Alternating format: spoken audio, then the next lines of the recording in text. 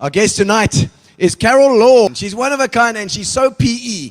And I want to bring her on now. Ladies and gentlemen, Mrs. Claw. Hello. Lovely to have you on. You are 77 years old, and I know I shouldn't say the age, say a lady's age, but you don't look a day older than 65, and you are incredible. You're not afraid to say what you think, and that's something that doesn't come around often, especially as you get older. You tend to get set in your ways, and I think somehow you've managed to get right out of that. You've burst out of that bubble. Well, I do try and stay in showroom condition as much as I can, you know. Absolutely. Not always easy, doll. Yeah, and I know your favorite carrots. Carrots! Yes. You know, we used to waltz down Main Street and then we used to go, carrots! And she used to go absolutely bananas. And she went into not Woolworths, to OK Bazaars one day, and it was the hula hoop days. And you know, she always had that dirty little bandage wrapped around her leg. Anyway, so she got on this hula hoop and she was giving it stick. Because, you know, they used to play that song, hula hoop, you know, and then she used to give it a tonk there. But I loved her. I thought she was fabulous.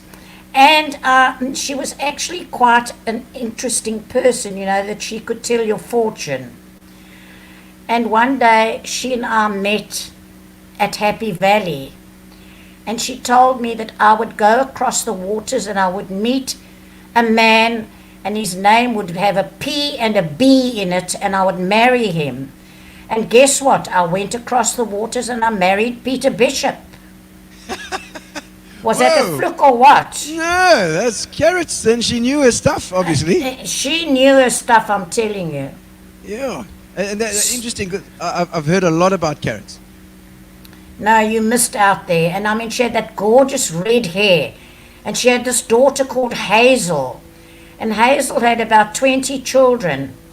But they you know, Hazel used to walk with the children in a row behind her, you know, like little ducklings, you know, from the tallest down to the smallest, you know, like a tail trailing behind her.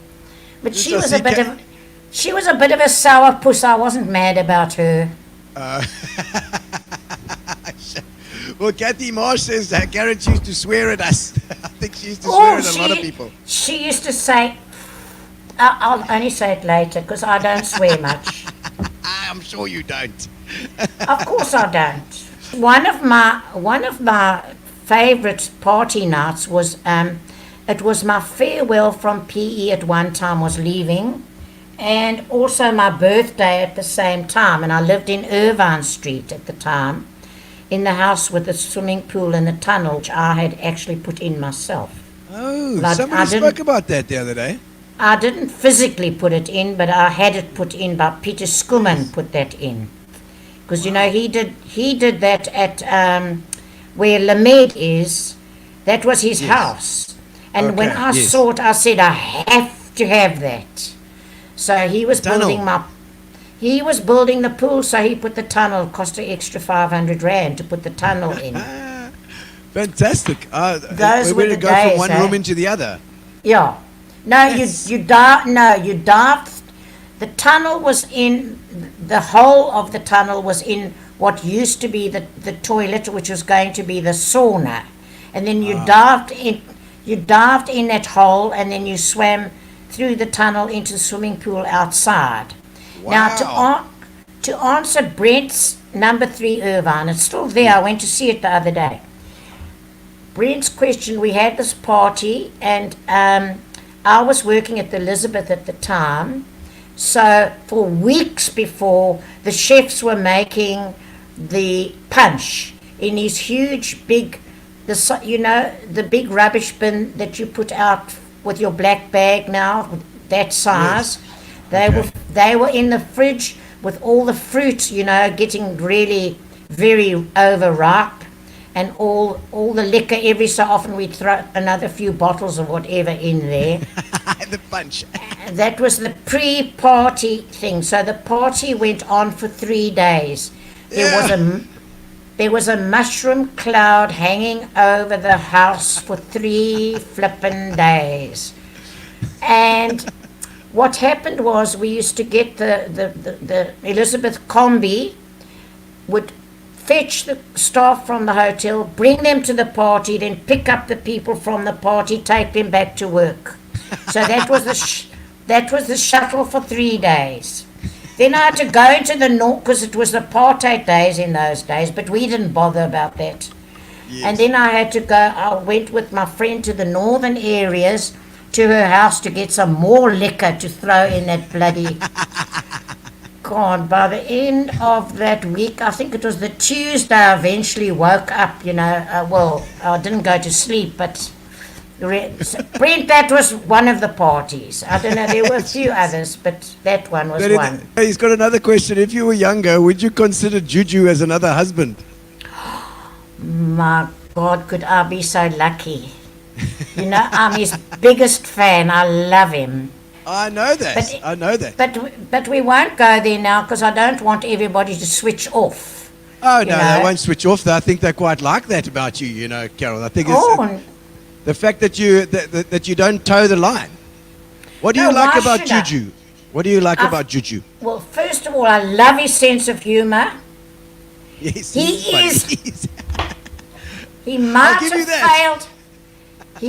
have failed woodwork in Standard 3, but he is highly intelligent. Yeah. He is very, very clever. And of course, I can't help it. I really admire him. I think he's fabulous.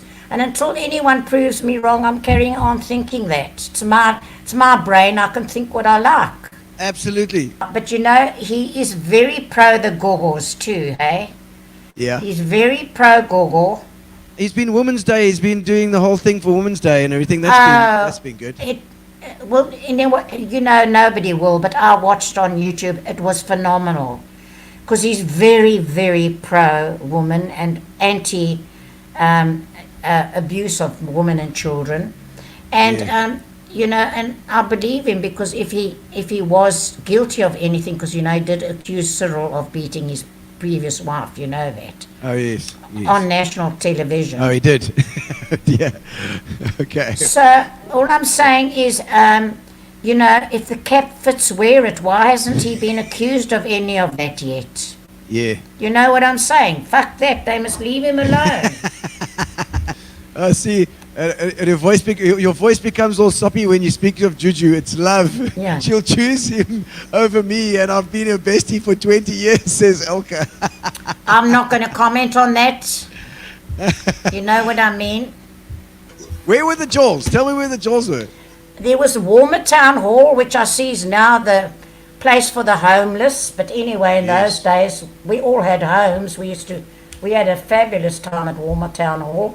Kings Beach and Summerstrand Lifesaving. It was, of course, the Lifesavers. Oh, my God.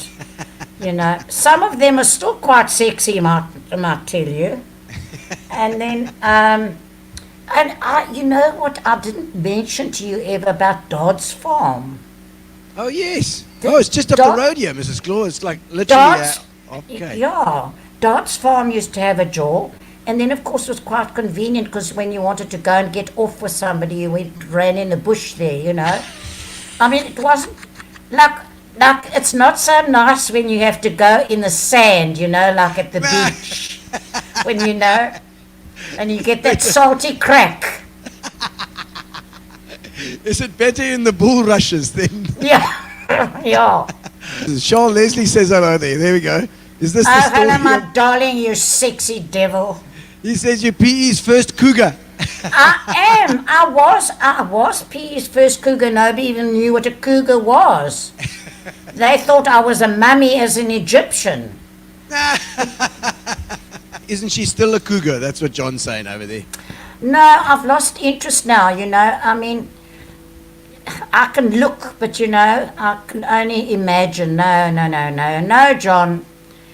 It's too much, and I can't imagine ever being involved with any man again, or a woman for that matter. Not that I've ever tried it. But, no, it's not for me. There's Mike Briggs. Do you know Mike Briggs? Oh, my darling, I love you so much. You know, I knew him before. When I was in Dad's bag, Dad, he was still in Dad's bag. And that's how long I've known him. I joke about water. We want water, my Ask him. Ask him. Oh, John Berger says you're just warming up now. You bloody right. Oh, I haven't started yet, darling. Well, Jetty Street, we used to jaw down there. You know what I loved about Jetty Street? It was so like international. Then you had all the sailors coming off the castle liners.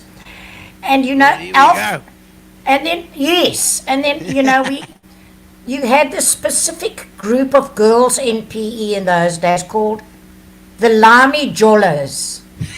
And they used to go out with all the limeys, and they used to jaw to the big beat. So I used to go to the big beat with Cyril sometimes because he played in the band there. Was there a club there in Jetty Street? Yeah, it was very seedy, which I loved. You know, I love all that. I love that sordidness, you know. Yes. So I used to love it. But Jetty Street was fantastic, and then in Jetty Street was the new Rand Cafe. So we used to swing in there, try on every single pair of sunglasses in the shop and buy fuck all and walk out again, which of course he didn't like at all. Then we used to go to Olaf's Fisheries and buy some of those delicious crisps they used to make. They came in in a silver packet, and they were so divine. I start salivating even thinking about it now.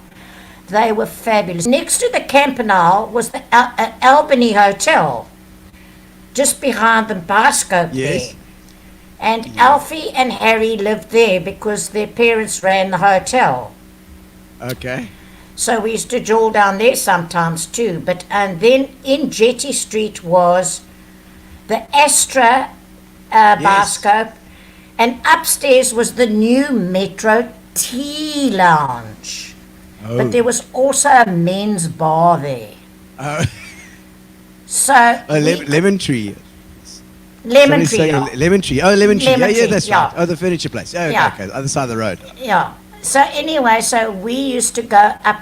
If we were watching a movie in the Metro, then we used to sit in the tea lounge, MTL, Metro Tea Lounge, and then the guys used to go to the men's bar because we weren't allowed in the men's bar. Oh.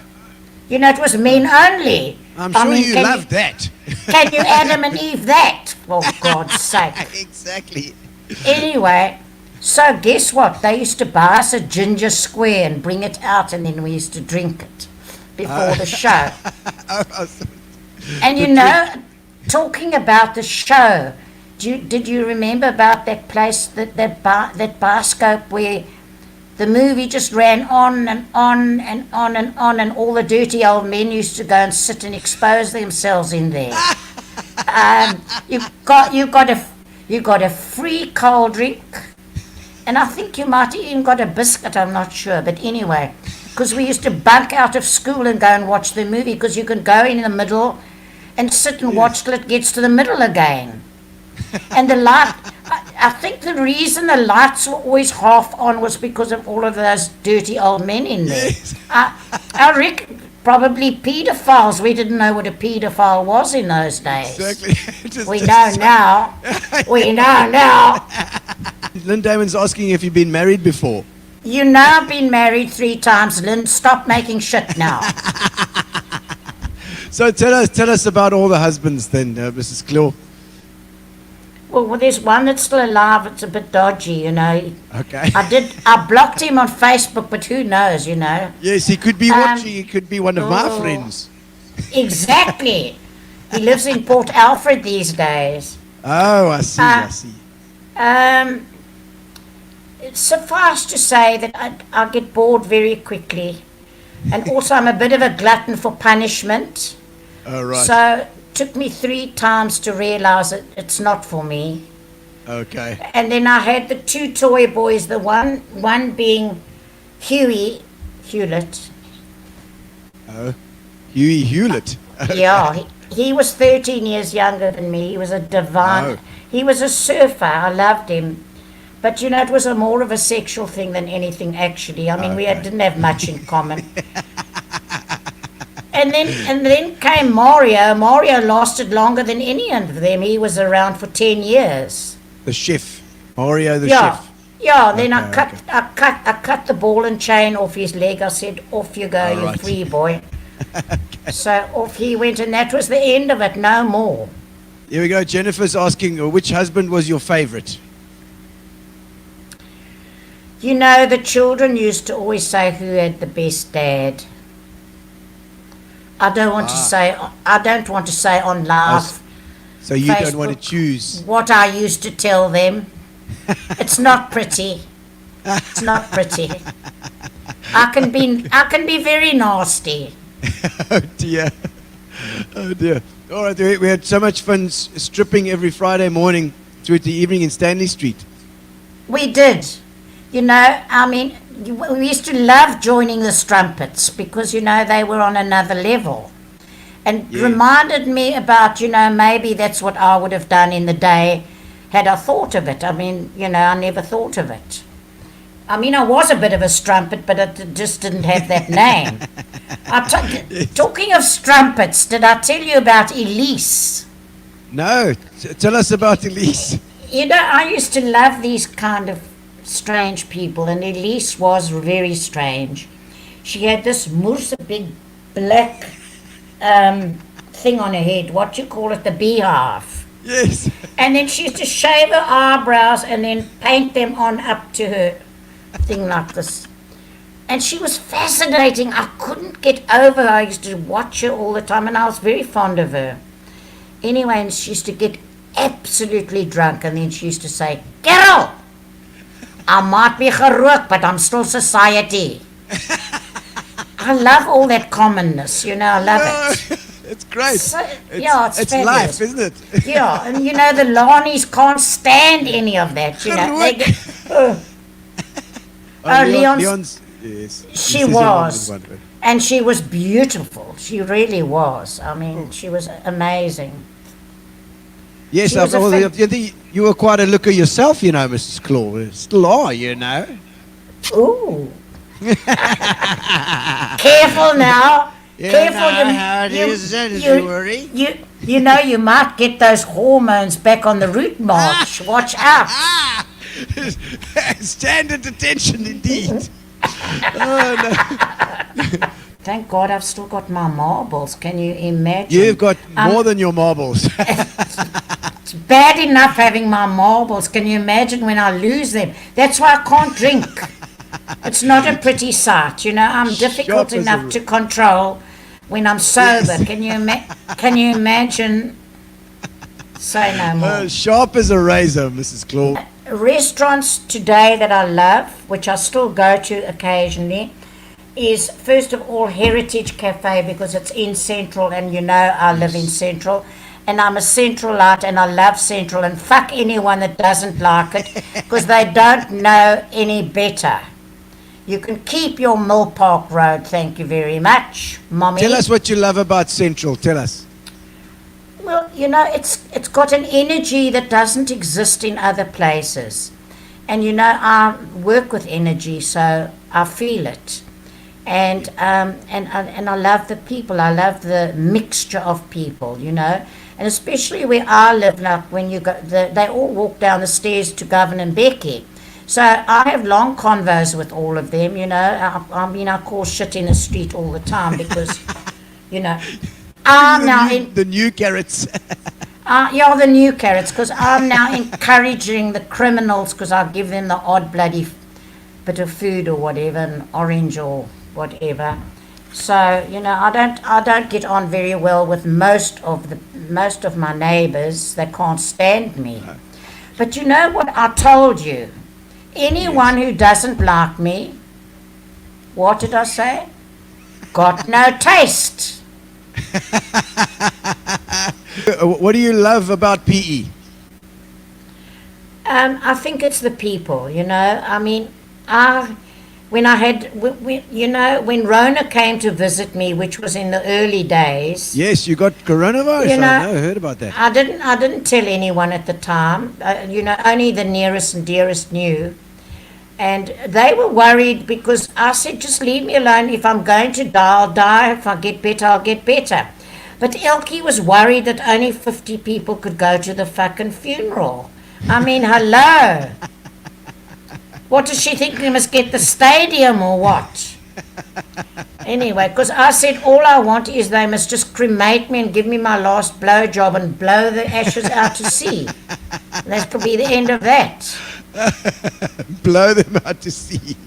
Thank you, Mrs. Claw. You've been a fantastic breath of fresh air. You're here on Gino's Spot tonight. Thank you for coming. Thank you for putting up with me. You'll get my invoice in the post. Thank you, my darling. It's a pleasure. Ciao. Mwah. Love Ciao, you Mrs. lots. Claw. Bye. Love you too.